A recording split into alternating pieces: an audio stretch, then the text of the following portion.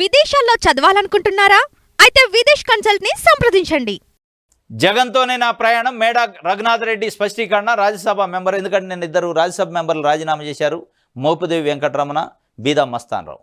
వైఎస్ఆర్సీపీ నుంచి గెలిచి వాళ్ళు పదవికి పార్టీకి రెండింటికి రాజీనామా చేశారు. ఇప్పుడు ఏంటంటే తెలుగుదేశం పార్టీకి అవకాశం ఇస్తాను అన్నట్టు. వాళ్ళు మళ్ళీ తెలుగుదేశం పార్టీ నుంచి పోటీ చేస్తారా లేదా వేరే వాళ్ళకి టికెట్ ఇస్తారా, కానీ వేకేట్ చేస్తే ఇప్పుడు 160 స్థానాలు కూటమికి ఉన్నాయి కాబట్టి వాళ్ళు ఈజీగా మళ్ళీ 2 రాజ్యసభ స్థానాలు గెలిచే అవకాశం ఉంటుంది. కాబట్టి వాళ్ళని ఆ దిశగా చంద్రబాబు నాయుడు గారు డైరెక్ట్గా కండవ కప్పకుండా అక్కడ పోయి రాజీనామా తీసుకురండి, ఇచ్చేసి వస్తే మీకు ఏదో ఎమ్మెల్సీ ఇంకోటి ఇస్తా కానీ అని మరి హామీ ఇచ్చిండా.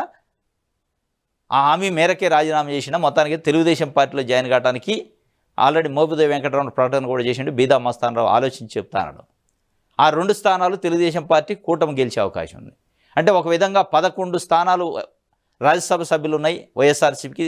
ఆ స్థానాల సంఖ్య తగ్గించి కేంద్రంలో జగన్మోహన్ రెడ్డి మాట చెల్లుబాటు చేయకుండా ఉండటానికి చంద్రబాబు నాయుడు విశ్వప్రయత్నం చేస్తాడు. ఒక్కొక్కళ్ళు రాజీనామా చేయించి మళ్ళీ వీళ్ళే ఎన్నుకునేటట్టు చేసేసి ఇక జగన్మోహన్ రెడ్డి పాత్ర కానీ ఆయన అవసరం కానీ కేంద్రంలో లేకుండా చేసే ప్రయత్నం చేస్తాడు. ఎందుకంటే ఒకవైపు జగన్మోహన్ రెడ్డి పార్టీని చూస్తే చంద్రబాబు నాయుడు గారికి ఒకవైపు ఏదో కొంత ఇబ్బందిగానే ఉంది. ఇది ఏ రోజుకైనా ఇబ్బందే.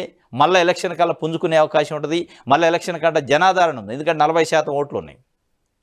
అంత ఈజీ కాదు.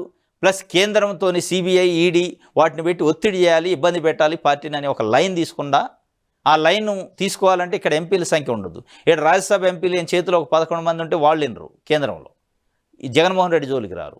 కాబట్టి రాజ్యసభ సభ్యులను మొత్తాన్ని ఖాళీ చేస్తే ఇక అప్పుడు కేంద్రం కూడా ఎంతో అవసరం లేదు కాబట్టి ఏమన్నా ముందుకు వస్తుందా అనే ఆలోచన. కానీ మొత్తానికి నిన్న ఒక 2 రాజీనామా చేశారు.